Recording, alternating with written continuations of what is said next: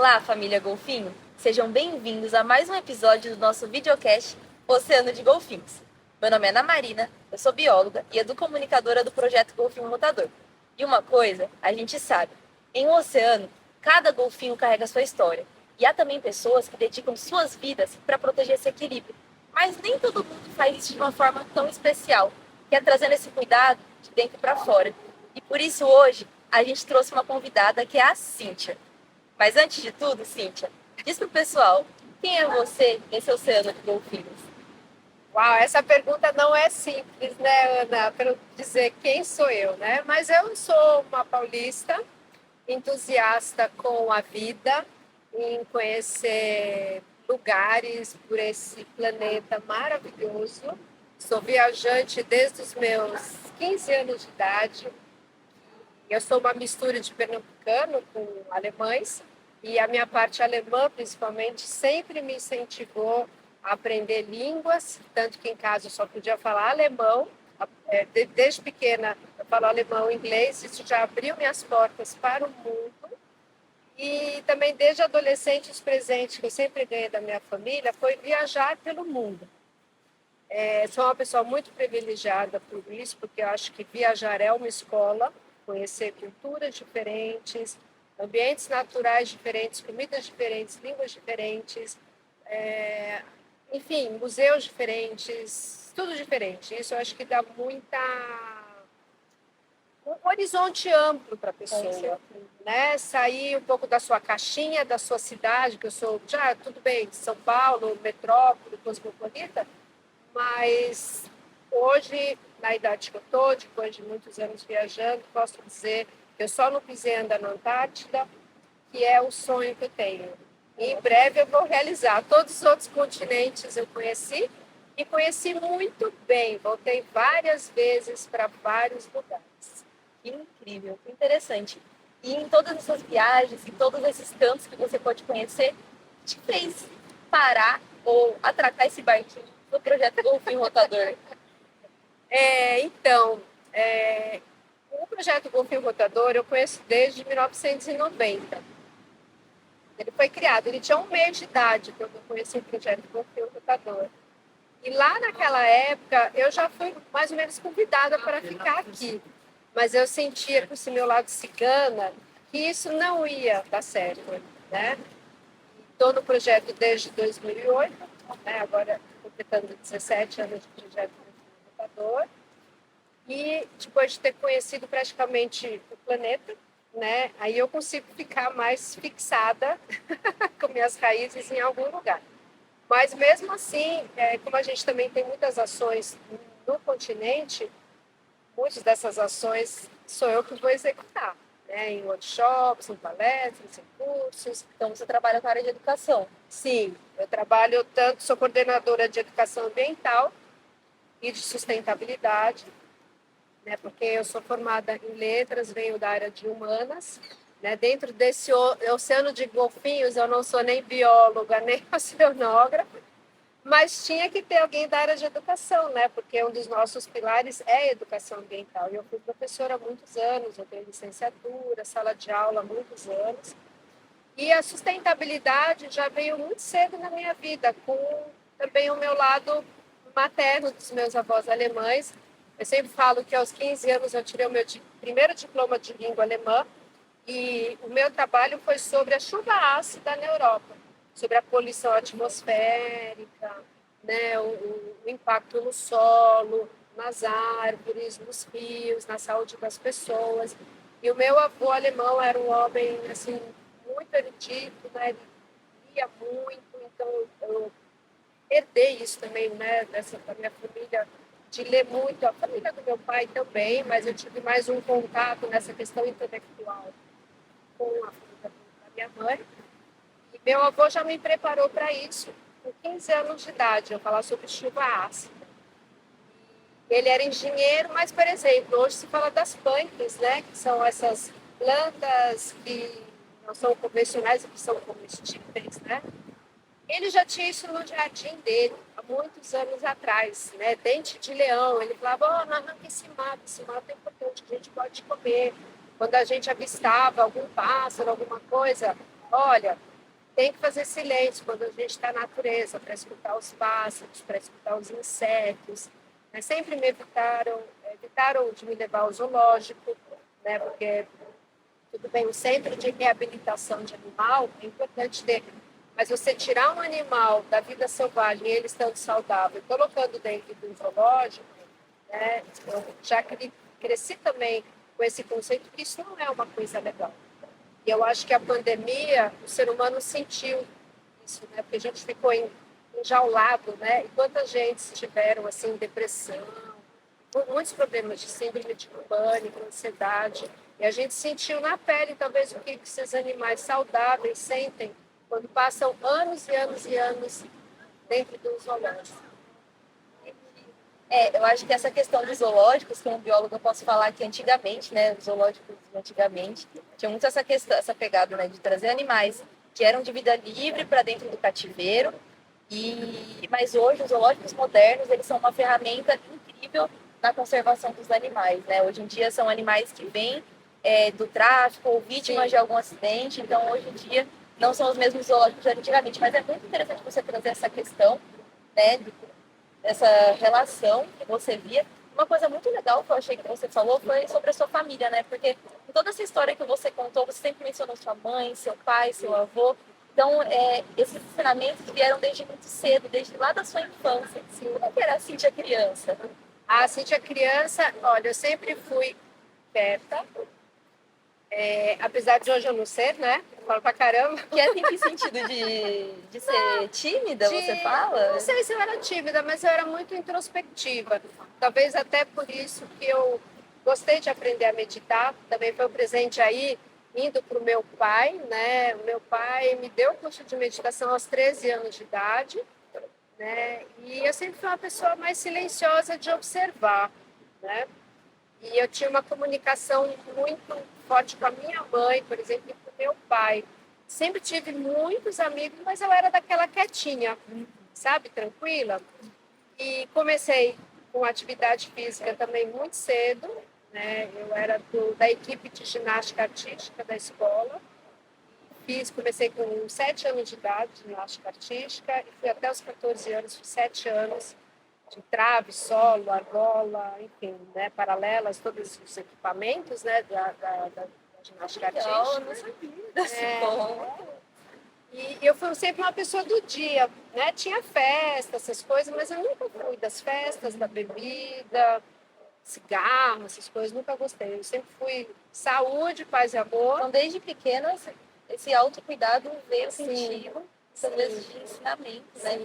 E você falou desse presente que seu pai te deu da meditação, seu olhinho brilhou. Isso é algo muito especial para você, né? É muito especial, porque, como eu estava falando, meus pais sempre me cuidaram muito bem. A minha mãe, ela nunca comprou aqueles potinhos prontos para dar, sabe, papinha, essas coisas. Minha mãe ia lá, pegava a maçã, ela mesma cozinhava, ralava cenoura, ela nunca comprou nada congelado, essas coisas para mim, enlatado. Eu lembro dessas papinhas, né, de vidro. Ai, eu adorava. Ai, minha mãe, desculpa se você tá assistindo esse episódio, mas eu gostava. Mãe, obrigada, viu, por ter me criado ali fazendo tudo na mão, né? Então eu fui criada com esses valores muito de saúde, de se cuidar.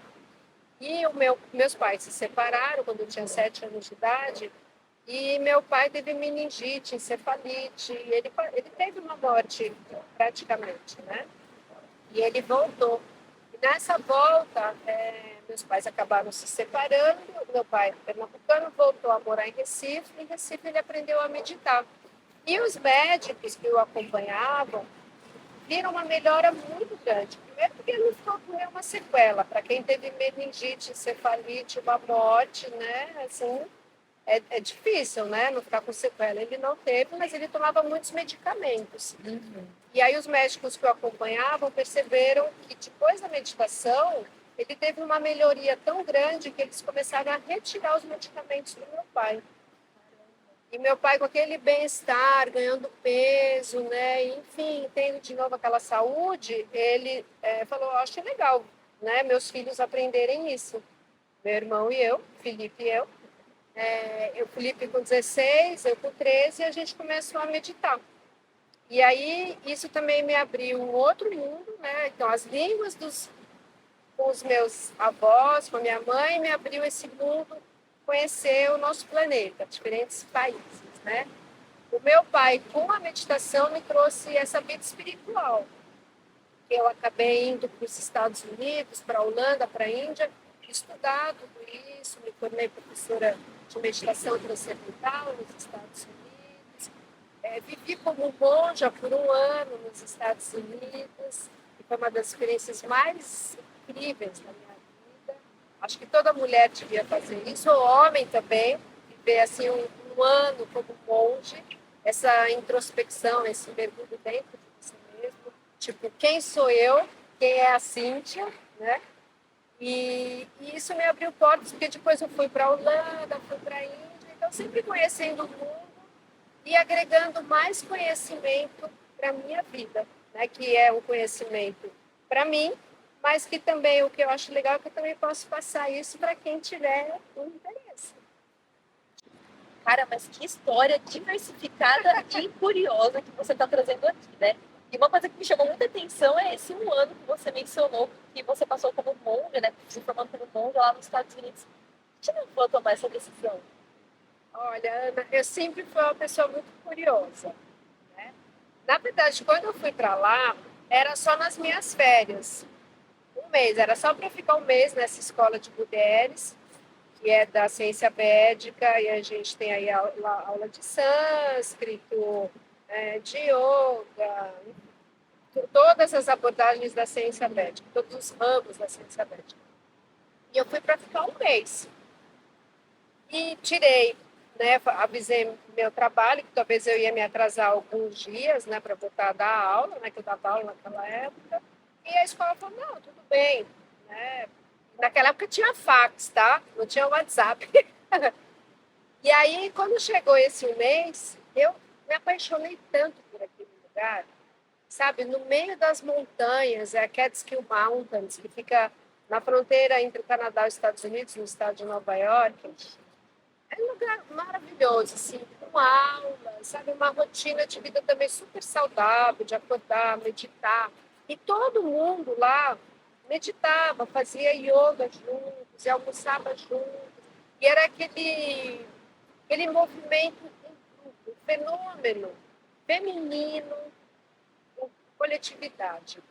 Então, a energia feminina ali transbordava, né? Sem querer dizer, ó, lado esquerdo do cérebro, lado direito do cérebro, lado masculino, do lado feminino, tem isso, né? Não tem como dizer que mulher é diferente de homem pela sua delicadeza, pelo seu lado maternal, de cuidado. Não que o homem não tenha esse lado, né? Mas isso é muito forte nas mulheres. Então, eu me senti tão acolhida, tão feliz lá e vendo que o mundo pode ser um lugar de paz, de amor. É interessante você trazer isso, né? Porque eu acho que muitas vezes, antes de a gente se jogar no mundo, como você se jogou muitas vezes, Sim. acho que o natural é a gente sentir medo. Medo do desconhecido. Você nunca sentiu medo antes de tomar uma decisão dessa? Não, eu várias vezes já fiz muitas viagens, poucas sozinha, sempre viajei assim, muito com meu irmão, com minha mãe, com meu pai, com meu namorado. Essa eu realmente fui sozinha, eu tinha 27 anos, né? Na época não tinha toda essa facilidade de hoje com a internet, com tudo isso. E eu fui, eu sempre me joguei no mundo e acredito que eu nunca senti medo, porque meus pais sempre me apoiaram com tudo, né? E no meu trabalho, quando eu avisei que eu não ia voltar, que eu ia continuar, porque eu estava gostando muito, eles também me apoiaram. Falaram, Cíntia, não tem problema. Você fica aí o tempo que você quiser. Quando você voltar, se você quiser continuar a trabalhar para a gente, você volta, as portas estão abertas. Então, eu acho que isso também dá mais segurança para a gente se jogar primeiro. Isso é um privilégio muito grande, né? E eu acho que assim, né? Mesmo com medo, a gente tem que se jogar, porque é quando a gente movimenta a nossa vida, que tudo ao nosso redor se movimenta e aí a gente vai coletando as experiências, né? E eu acho que eu, por passar esse tempo com você, não somente nesse videocast, nesse episódio, mas estou trabalhando contigo há 10 meses, e você exala uma felicidade, uma energia, uma luz surreal, assim como pessoa, né? E eu até queria que você trouxesse para os nossos telespectadores o que faz a Cíntia feliz, como é ser feliz, como um segredo da felicidade que você emana tão bem. Olha, eu acho, né, isso porque é muito subjetivo, muito particular, né? Eu acho que a felicidade vem de dentro. Acho que ela, claro que ela está fora com o namorado, com o carro que você consegue comprar, uma viagem que você faz, né? Sei lá, quando você encontra amigos. Mas tudo isso é passageiro. E tudo isso pode ser que um dia não exista. A única coisa que é, assim, vamos assim, imortal e é de verdade é você com você mesmo. Eu sempre falo que a melhor companhia que existe é a nossa mesma. Então, a gente precisa aprender a ser feliz conosco, com o que a gente tem dentro, né? E quanto mais na meditação a gente mergulha e fica em silêncio, mais a gente se fortalece interiormente. Né? É como uma raiz, né? Uma raiz tem raízes, ou como uma árvore que tem raízes que são profundas, deixa aquela árvore muito estável, muito saudável, ela não se balança fácil quando quase ela não tem raiz, ou a raiz está doente, né? Então, esse mundo interior, eu acho que as pessoas têm que cultivar se realmente elas querem estabilidade, felicidade, segurança, saúde, porque tudo vem de dentro. Então, o cuidado tem que vir de si primeiro para depois para o mundo, né? E eu acho que isso é algo que não tem como não ver no seu trabalho, principalmente no trabalho que você executa no projeto, né? Como educadora, como coordenadora de educação ambiental, mas também está gerenciando a parte da sustentabilidade, porque eu vejo que você se cuida muito. E é só através desse seu cuidado que você traz um cuidado tão lindo para as pessoas ao seu redor e para o meio ambiente. E aí eu queria que você falasse um pouco de como você consegue trazer esse cuidado de si para fora. Eu acho que a palavra melhor para isso é amor. Acho que amor é a força mais poderosa que existe. Só de falar sobre a palavra amor já me move assim que eu tenho vontade assim de chorar, mas é um choro não de tristeza, né? Da força dessa palavra. Eu acho que tudo que a gente faz com amor, desde você estar lá fazendo a sua comida, dando uma aula, cuidando da gestão do projeto Boa Pivotador, melhorando, né, a nossa gestão do nosso programa de sustentabilidade, fazendo uma saída de campo com as crianças, uma saída embarcada com os professores. Tudo que eu faço com muito amor, com muita dedicação, Sim. muito foco e muita presença. Quando eu estou aqui falando com você, eu estou numa mesa com amigos, eu estou ali, eu vivo o presente. Eu estou tomando banho, eu estou vivendo aquele banho. Eu não estou pensando no problema, no que eu tenho que fazer de novo. Eu acho que amor, estar presente em tudo que você faz, isso dá uma felicidade para mim, pelo menos. Com certeza, não só para você, viu? Porque eu tô aqui anotando todas essas dicas, porque eu sou uma pessoa muito ansiosa que vive muito com a mente no futuro, com os problemas que podem aparecer aí no futuro, e isso é uma dica muito preciosa que você está dando, que é a gente está presente no momento presente, assim como fazem muitos animais, assim como são os cachorros, talvez por isso os cachorros estão sempre felizes o tempo inteiro, né? Estão vivendo o presente, quem falava muito isso é Clarice Lispector, né? E achei muito interessante porque isso é uma dica de vida. Sim. E eu acho que talvez é uma dica, né? Trazer o amor nas coisas que você faz, né? Então eu acho que quando você traz presença, você traz o amor. Então é isso? Tá anotado? Tá anotado. E outra coisa que aí você me fez tanto elogio, eu também vou te fazer vários. Ana, a sua leveza também, eu acho incrível a sua dedicação, o seu compromisso também, em tudo que você faz.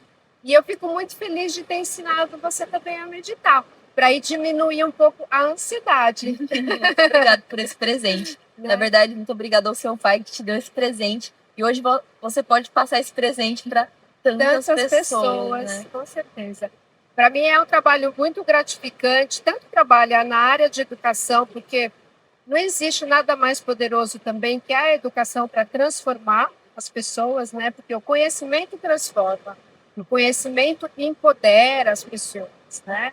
Então ela começa a saber dos seus deveres, dos seus direitos. E quando, por exemplo, a gente está numa roda de conversa, a pessoa se apropria daquela conversa, fala. Isso é muito importante para a autoestima também da pessoa, né? Então, eu gosto muito de trabalhar com os professores, com os alunos, porque a gente está passando o conhecimento, né? E não é só do golfinho, é de tudo, né? Porque as aulas são biodiversas, né? Culturalmente diversas, como tudo é. E no nosso programa de sustentabilidade, né, além da educação, eu também tenho muito carinho por esse programa, porque quando eu trabalho com os empresários, eles também dão um feedback muito positivo para mim. Né? Tipo, nossa, o hóspede elogiou com essa dica que você deu de sustentabilidade, né? Nossa, meu funcionário agora está economizando mais, isso reverteu uma economia financeira para mim. Então, eu também me sinto uma pessoa muito privilegiada, porque tudo que eu faço, eu tenho um feedback muito positivo das coisas que eu, né, passei para a pessoa, como a meditação também. Então, isso também transborda, né, a felicidade. Interessante. Que bom que você recebe esse retorno das pessoas também. Sim, muito importante. Cíntia, você mencionou o programa de sustentabilidade, e então isso tem muito a ver com, acho que, sua trajetória aqui no projeto, que eu acho que a gente quer conhecer um pouco mais. Como foi você aqui no Golfinho Rotador, já que você está aqui desde 1990? Eu conheço desde 1990, mas efetivamente estar trabalhando no projeto desde 2001. Tá? Então, quando eu vim trabalhar em 2008, eu quis me dedicar a esse programa de sustentabilidade, que ainda não existia de fato, né? Esse programa eu que criei, porque tinha já a parte de pesquisa, de educação ambiental e o envolvimento comunitário, né? Com as manifestações culturais, de surf, tal. Esse de sustentabilidade não tinha. E eu pensei, gente, nós somos uma ONG, né? Agora temos uma sede construída que já tem um selo Procel, que é um selo de eficiência energética, tirou o primeiro lugar. Então, a gente fala tanto em conservação, em proteção ambiental, essa coisa toda, mas e a gente internamente? Como é que será que está a nossa gestão interna? Olha que interessante, você trazendo de novo o interno, né? Sim, muito bem, Ana, boa observação. Exatamente, porque muitas vezes as pessoas falam, mas a tarefa de casa, no dia a dia, não faz, né? Então, eu falei, bom, nós usamos aqui recursos naturais, que é a água que é dessalinizada, consome muito diesel, né? Porque a água é dessalinizada, que são motores elétricos, a matriz energética de Noronha é 90% a diesel. Então, como é que a gente usa a nossa água? Como é que a gente está usando a nossa energia, né? A gente separa os nossos resíduos, que tipo de insumos, né, produtos a gente compra para limpeza da ONG, os equipamentos eletroeletrônicos, descargas sanitárias, torneiras. E eu comecei a fazer uma varredura sobre tudo isso. Obviamente que a sustentabilidade interna, né, a gestão interna, não depende só de mim. A equipe tem que abraçar, porque na hora que a pessoa vai usar água, são várias pessoas usando água, né? Na hora que a pessoa vai limpar alguma coisa, ela que está usando água e aquele sabão, aquele detergente, etc. Então você fez as pessoas abraçarem essa ideia, né? Exatamente. E você conseguiu? Sim, a equipe, a gente fazia reuniões no início, reuniões semanais de equipe, para a gente começar a construir os nossos POPs, né, que são os procedimentos operacionais padrões. E isso, inclusive, é uma coisa que todo mundo pode fazer dentro de casa. Eu cresci muito com isso, né? Meus avós, minha mãe, meu pai, acredito que não só pela questão ambiental, mas pela questão também financeira. Sai do quarto, apaga a luz, né? Quando você escova o dente, não deixa a torneira ligada. Quando você está lavando a louça, não deixa a torneira aberta. Esse tipo de coisa. É muito interessante você trazer isso, porque hoje em dia esse discurso ele tem sido muito amplificado, né, em muitos âmbitos, né? E parece até que as pessoas fogem um pouco disso, achando que isso é algo que não faz efeito.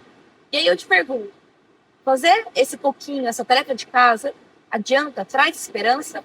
Claro, se a gente imaginar que nós somos 7 bilhões de pessoas, se cada um de nós fizer esse pouquinho, olha a soma que vai dar na matemática, né? Então a gente tem que pensar que são muitas pessoas fazendo, ou desperdiçando, ou economizando. Os recursos naturais são finitos, né?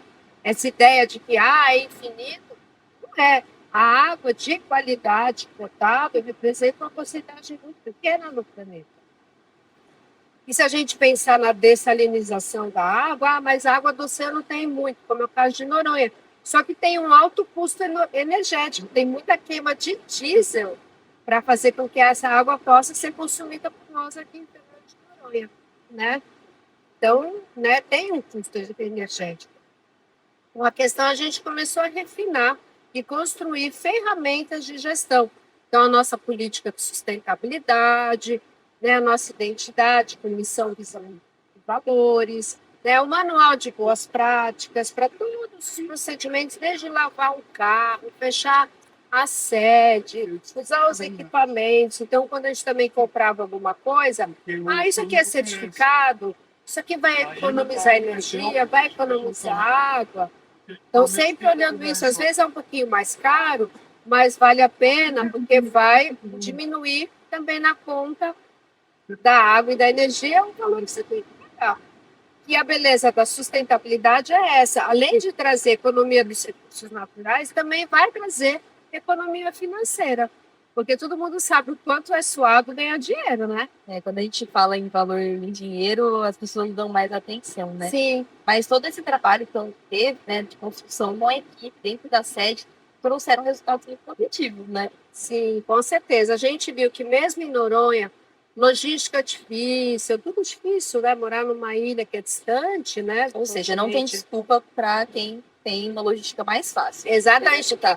Vai ali na esquina, já tem um material de construção com um monte de opção de coisas legais, certificadas, econômicas. Não foi o caso da gente, que a gente teve, né, bastante dificuldade, mas a gente conseguiu implementar. E quando a gente viu que era viável, a gente lançou esse programa para os empresários de Noronha, para as pousadas. Começamos primeiro com as pousadas, Então, né? Trabalhamos com as pousadas por 3 anos, mostrando o que é implementar um sistema de gestão sustentável, de acordo com uma norma brasileira, que é 15.401. Então, eu visitei, auditei 80 pousadas aqui em Fernando de Noronha. Foram 80 pousadas e todo mundo fica impressionado, assim, de eu ter executado tudo isso sozinha, né, no dia a dia, porque é uma auditoria, é um processo longo. Era um questionário com quase 100 perguntas, 96 perguntas. Haja fôlego, né?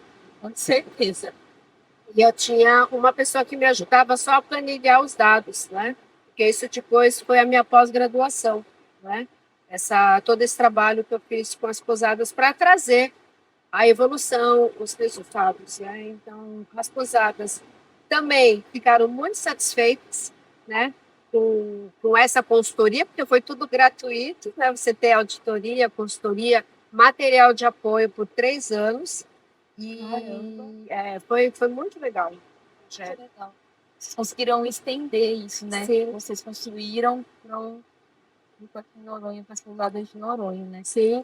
E o mais legal é que depois que terminou o projeto, depois de meio ano, a gente fez uma avaliação com os gerentes, né, os proprietários, quais foram os benefícios, os resultados que eles perceberam. E a grande maioria tinha várias opções, né? Tipo elogio dos hóspedes, foi o que mais ganhou. Então, os hóspedes perceberam, né, a mudança, né? Então, iniciativas de sustentabilidade. Isso é muito importante, porque quando o hóspede elogia, ele vai fazer a boa propaganda. Muito interessante. Mostra que as pessoas ainda se importam com isso. Sim. Né? Traz uma esperança muito boa nesse sentido, né? Sim. Então, elas começarem a procurar pousadas sustentáveis, o que incentiva as pousadas sustentáveis a trazerem mais, né, uma filosofia mais sustentável para elas, né? Sim, e que depois elas podem, inclusive, fazer isso em casa também, na sua própria casa. A ideia é essa, né? Também, outro resultado que eles perceberam é realmente como a sustentabilidade identifica desperdício. Então, as pessoas começaram a economizar dinheiro, porque estava desperdiçando menos e valorizando produtos, né, mais duráveis, mais orgânicos, biodegradáveis, né, que isso também é muito importante, porque o resíduo no mundo não tem fora, né? Vou jogar fora, não existe fora. Não existe um planeta B, né? Não, só existe esse, né?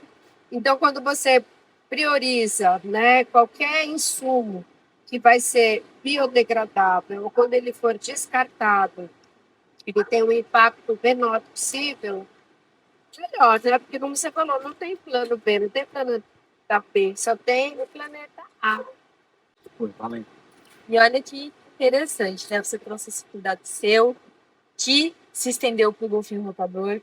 Você mostrou como o projeto pode se cuidar para cuidar do planeta.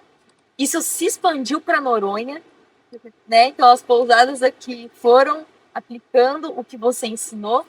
E isso no mundo teve algum impacto?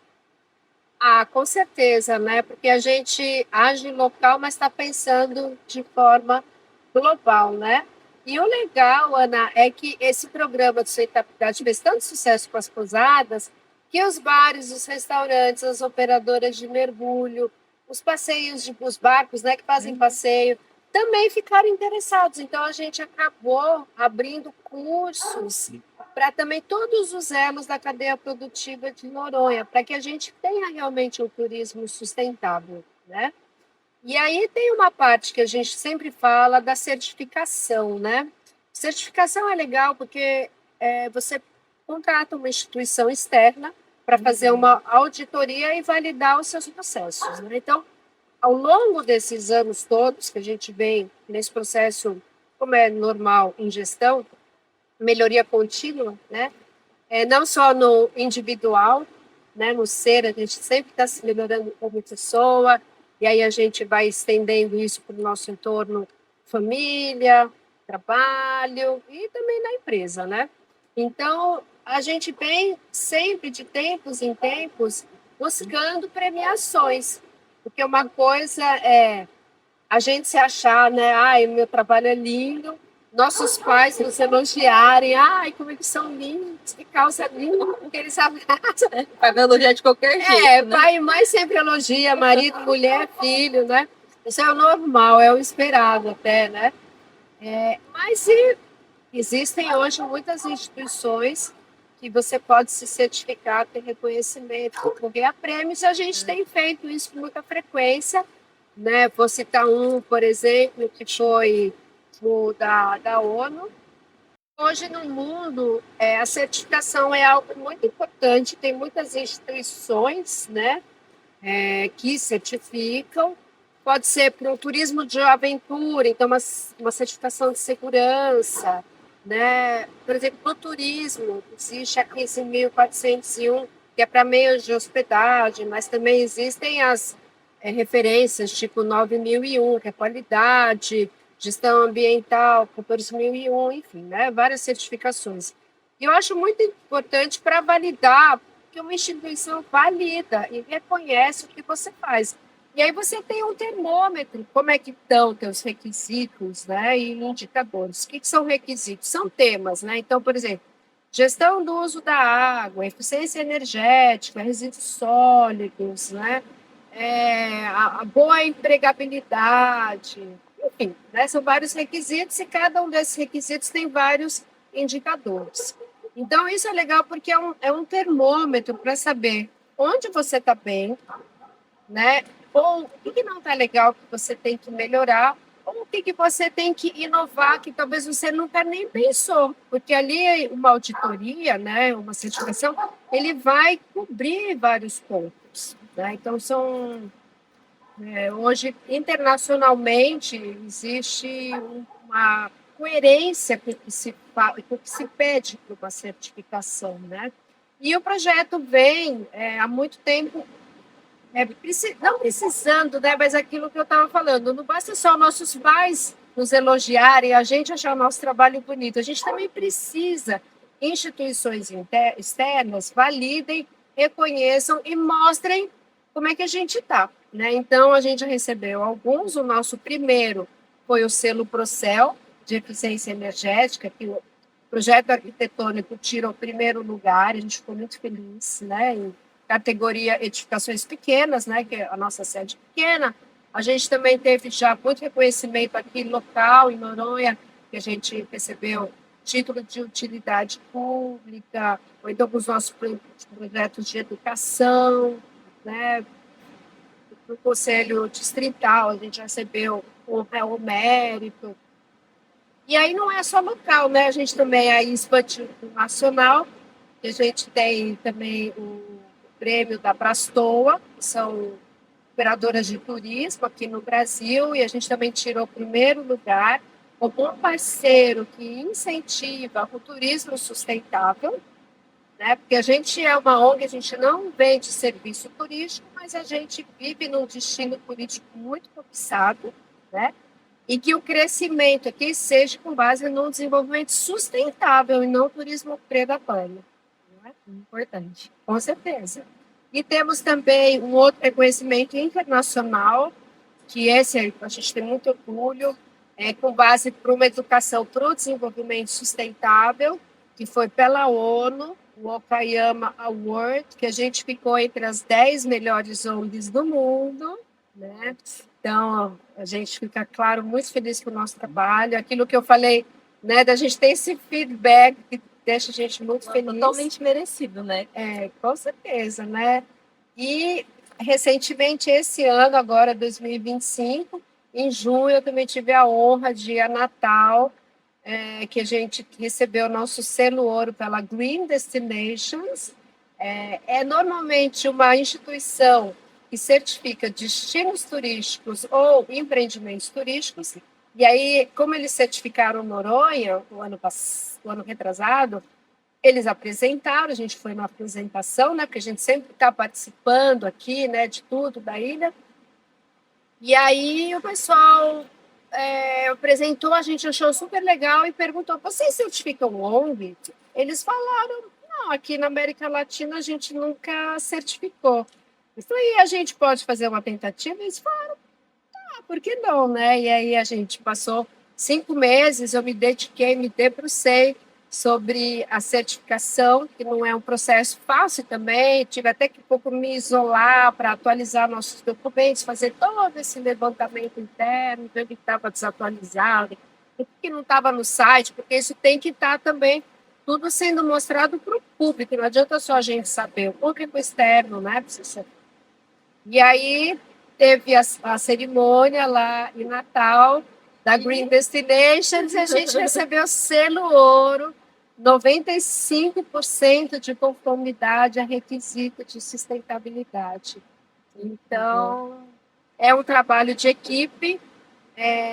Se não fosse a equipe abraçando isso, respirando isso, com certeza a gente não teria tirado essa nota. E foi a primeira ONG da América Latina, não foi? Recebeu o prêmio como esse? Sim. Ser certificado pela Green Destination aqui e receber esse selo. Nossa, aqui. E no dia da cerimônia eu fiquei muito emocionada porque acho que tinham 10 empreendimentos turísticos recebendo a certificação, que teve prata, bronze, mas nós fomos o único ouro. Bom, acho que deu para perceber que sentar aqui para conversar com a Cíntia é como dar uma volta ao mundo na mesa de um café. Foi muito interessante, Cíntia, conhecer toda a sua história, esse aprendizado de como você saiu, né, da asa dos seus pais com muito amor e como isso te fortaleceu e como você aprendeu a se cuidar, a trazer esse autocuidado para a sua vida, ensinando pessoas a praticarem isso e como isso foi desenvolvendo dentro do projeto e como você presenteou tantas pessoas com esse saber. Foi muito gratificante essa conversa, porque acredito que não só nossos telespectadores aprenderam muito, mas eu aprendi muito. Quem está por trás das câmeras hoje aprendeu muito também. Então, muito obrigada. Vamos fazer um bate-bola bem legal? Beleza, vamos. Queria perguntar como é a sua rotina? Quando eu acordo de manhã, o que eu faço? A primeira coisa? Eu sempre pratico a meditação para ser deitar. Ah, legal. E você pratica quantas vezes? 2 vezes por dia, pela manhã e final do dia. Isso faz toda a diferença no seu dia, né? Nossa, eu sempre falo que meditar é como tirar férias. Parece que eu tirei férias. Você tira férias 2 vezes por dia. Eu tiro férias Entendi. 2 vezes por dia. E tua Fica a comida dica, favorita? Eu adoro comida asiática, comida libanesa, comida pro lado de lá. Ai, que interessante. E um livro, teu livro preferido que você indicaria para o público? Sapiens, do Harari. Um filme? Um filme. Nossa, deixa eu pensar aqui, são tantos. Como Água para Chocolate. A pessoa que mais te inspirou na sua história? Meus pais. Eu não vou falar um porque foram os dois. E uma frase que você traria para finalizar o nosso episódio? E a felicidade, o amor e a leveza e todas as coisas boas estão dentro da gente, não estão fora. Muito obrigada, Cintia, por estar aqui com a gente hoje, por compartilhar tanto conhecimento, aprendizado e a mensagem mais importante, que a gente precisa cuidar primeiro da gente para poder cuidar do mundo. Com certeza, porque senão não vai funcionar.